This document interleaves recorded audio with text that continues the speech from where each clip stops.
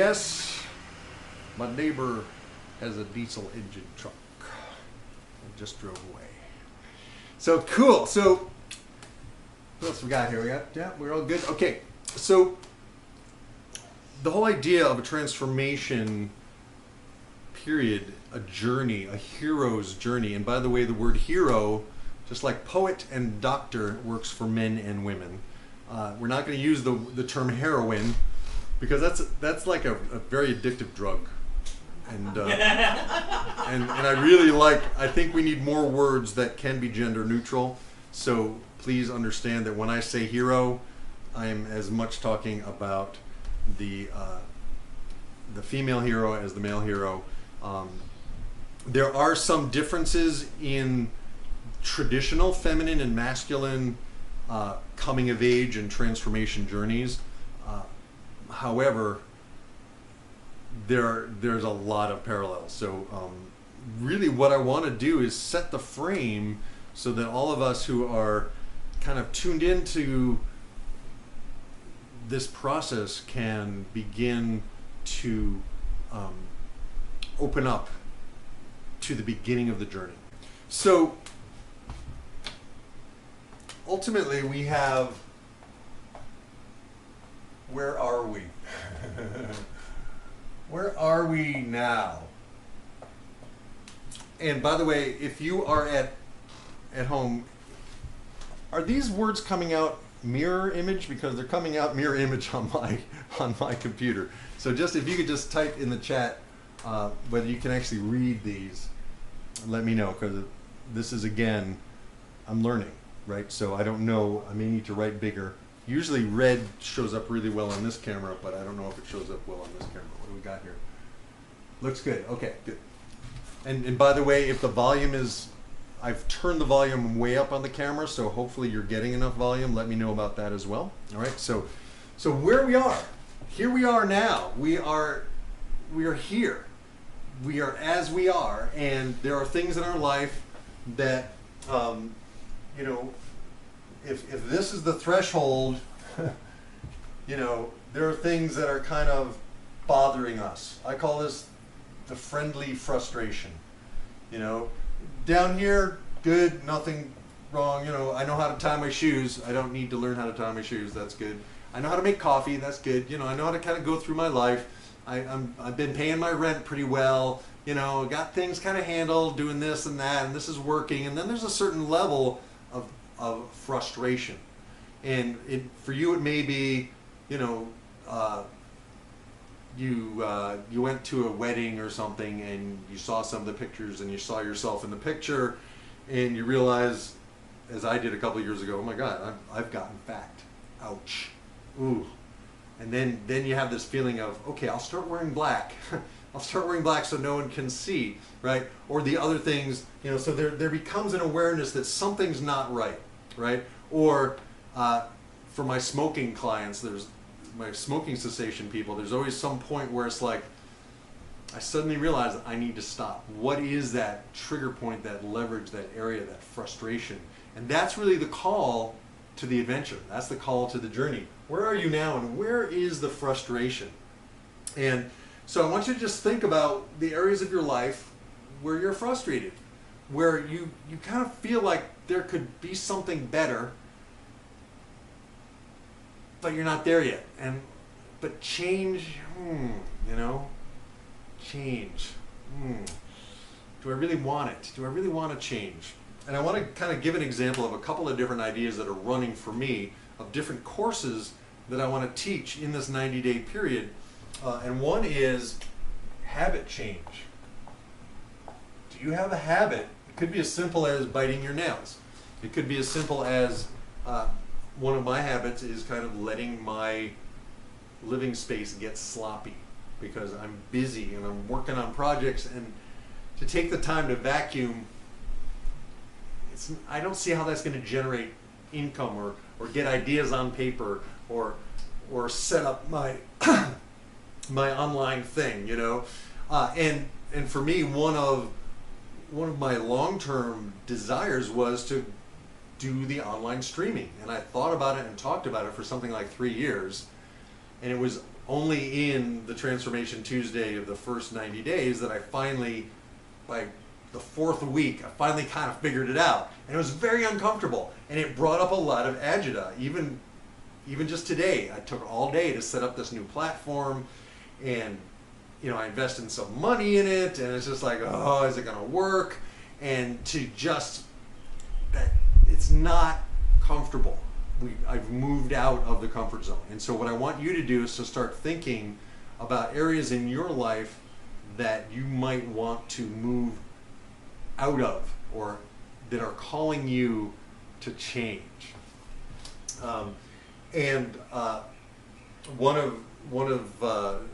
One of my friends and clients kind of talked about, well, I don't like to set goals because it brings up a lot of stuff, right? And if there's fear around setting goals or fear around improving your life, we first have to work with the fear. And usually there was some trauma.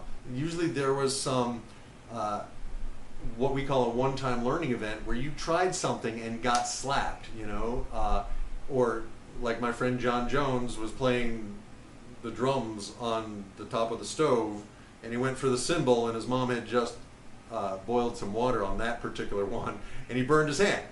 And he never played the drums on the top of the stove again, right? He sticked with his drum set, right? So yeah, well, it's good. We have this ability to learn fast and get the message, get the lesson done.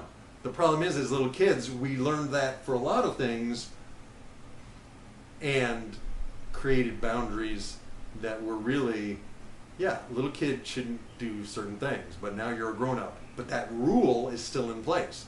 So what a lot of the heroes' journeys do subconsciously is the story helps us to process and release the self-limiting beliefs. As we are following the hero, Bilbo Baggins or Frodo Baggins in The Lord of the Rings through his adventure, and him confronting, why is this happening to me?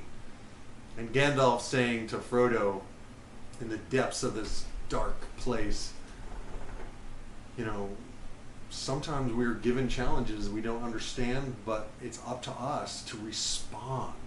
It's up to us to respond in ways that hopefully bring us closer to the truth of our being, So that's kind of where I see this beautiful frustration, this edge, this place where there's friction. And I forget which song I wrote about it, but it talked about friction leads to fire, and fire prepares the ground for the new seeds to grow much higher, whatever, I forget, I don't even know what song it is of mine, I sang it recently. But, so that's where we are at the beginning of the journey, and we have these ideas of, well, it would be nice if, right? It would be nice if I was neater. But you see, that's not going to motivate me, However, having people over to my house motivated me. I cleaned, I vacuumed, I straightened out this room. I took all my sound equipment upstairs and my drums and put them away. I put stuff away. I even cleaned off my front porch today. And for me it's like, okay. See, I stopped seeing clients a year ago. And I was seeing clients in my house, and I was using my clients to motivate me to straighten up. But without clients, like, I don't care. No one's coming here. I can do whatever I want. I'm a bachelor. And I almost didn't like Ursula because she's quite neat. She's quite neat, and I'm not improving my neatness to please her, but I found that I like being in a neat house. It's just like, okay, I like this. I wonder if I could use that as an example of how to change a habit. And essentially, whether we're sloppy or neat, it's a habit. It's the way we've kind of done it. And it's interesting, I have 3 kids. My daughter's kind of medium sloppy. She'll go on a cleaning binge and everything will be clean for a while. And then she'll gradually sloppitize it again. My youngest son is just totally sloppy. My oldest son is very neat. And one of the things I want to do is literally model what his thought process is. And I talked to him once about it, and he was like, well, I can't really begin a project if there's clutter. And he said, sometimes it's a way I avoid starting a project, but once I do have it neat, then I feel like I can just get going and boom. So one of the things that I'm going to do is in our 90-day challenge, talk about what we identify in neurolinguistics as a strategy. And that's the unconscious program that lets you know when it's time to do something. And we have strategies for everything, from falling in love to getting motivated to clean the house, you know, falling out of love. How do you know it's time to feel hurt when someone says something? Oh, you know, that's a strategy. And we can actually consciously change those and install strategies that work better. Like, for example, procrastination is a strategy. And it serves people sometimes, you know, and it protects them from things, right? And if you actually want to change it, there's some pretty cool, neato, fast, easier, better ways to change that stuff. So what I want you guys to be thinking about is what habits you might want to change, what you would like to improve in any or all areas of your life. So it could be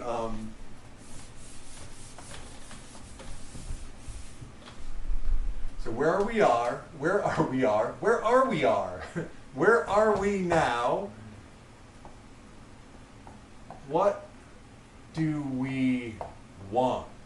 A lot of us are pretty clear on what we don't want. That usually comes up, right? So if you don't want to experience anxiety anymore, well, what do you want, right? Do you want to feel calm and confident all the time? Have ice in your veins like James Bond and just be like, oh yeah, no. I don't know. That might be good. I feel a little anxiety every time I turn on all this online stuff, because if it doesn't work, I don't know how to fix it, right? But that's mild compared to the anxiety I used to feel about performing, right? Or about talking to a beautiful woman. I would get all anxious and not be able to look at her and stuff.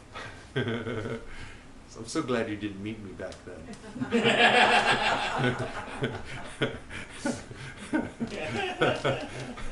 Yes, I'm speaking to her. All right, so what do we want? And I've been just writing like a crazy man. So I have a whole list, and I didn't even bring it tonight because it's like 17 pages long of all the stuff that I want to do in this next 90 days. And the next question is, so what do we want? And what is possible? I don't always know what's possible when I start something.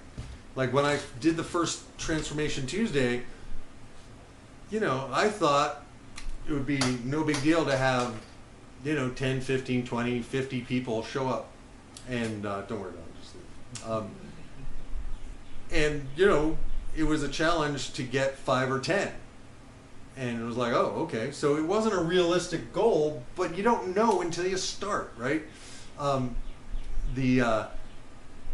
forget the name of the guy. He was an explorer who wanted to discover, wanted to be the one to find the South Pole. And he took a bunch of guys to the South Pole, and it was a huge expedition, well funded, well publicized, and they set out, and it became pretty clear after X amount of time that they were not going to reach the South Pole. So his next goal was not, oh, we failed, let's all die. No, his next goal was getting every man back alive. Shackleton was the name. And he got every single person back alive. And they encountered all kinds of stuff just to try to get back. And when they finally even got to the mainland of South America or some island or something where there was a whaling station, they were on the wrong side of the island, and there was like a mountain range between them, and a couple of them decided, okay, well, let's climb these mountains to get to the other side, and then we'll send the rescue people around. And so they got everybody back safe. So we don't know when we start the journey what it's really all about. And for me, it wasn't about getting a whole bunch of people in the room. It was about clearing a limiting belief I had that was just running in the background, that nobody wants to hear your music, Mark. The little voice. So for all of us, we all have this little voice. Yeah, nobody wants this. right? Or how dare you, right? Those little voices, and sometimes that's, you start out with a goal that seems like a goal, but it's not about the goal.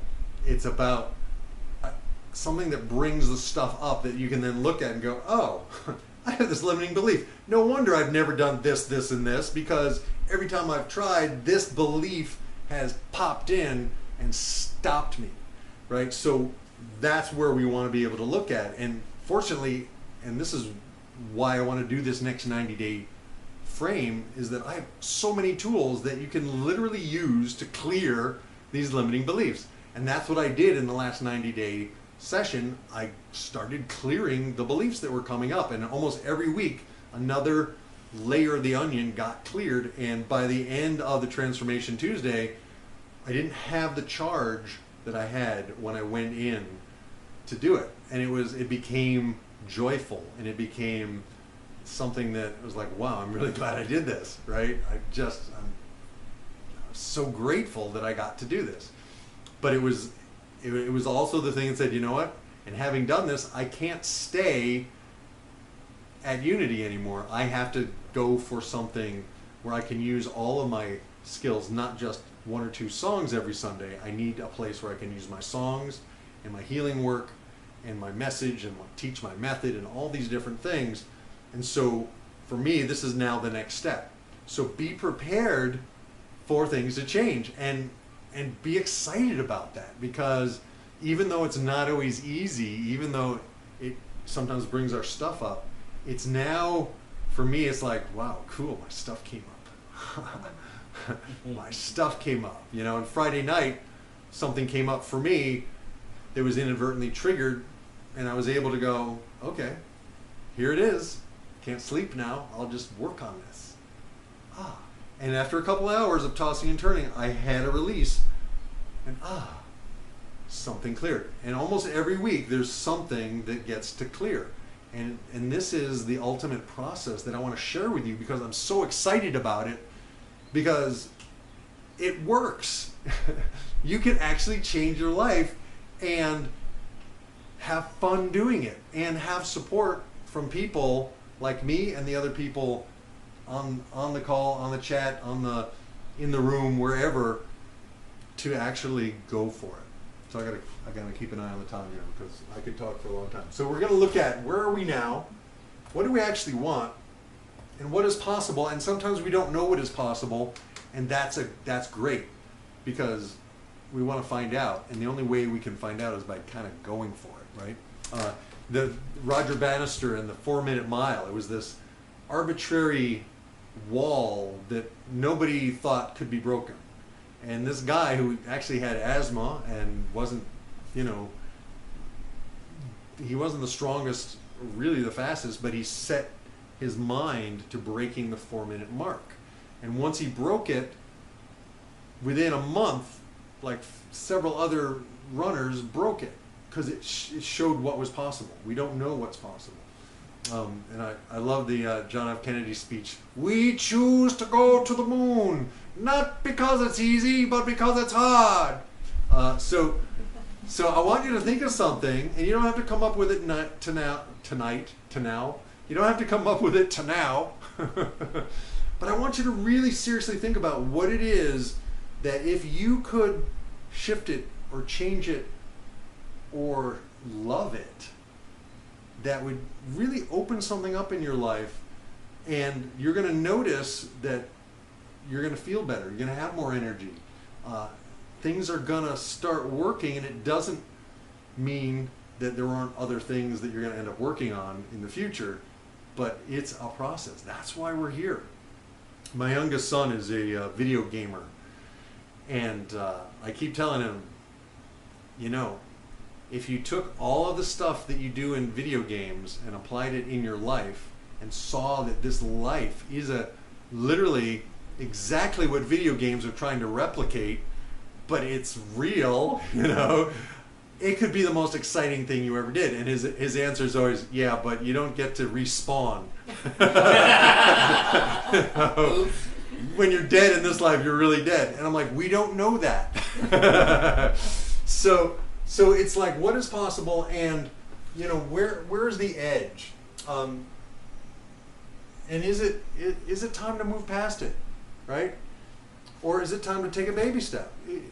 Whatever you want to do is fine. Whatever level you're willing to play, go for it, right? So, so your assignment for this week is: where are you now? What do you want? What is possible? And I like this one.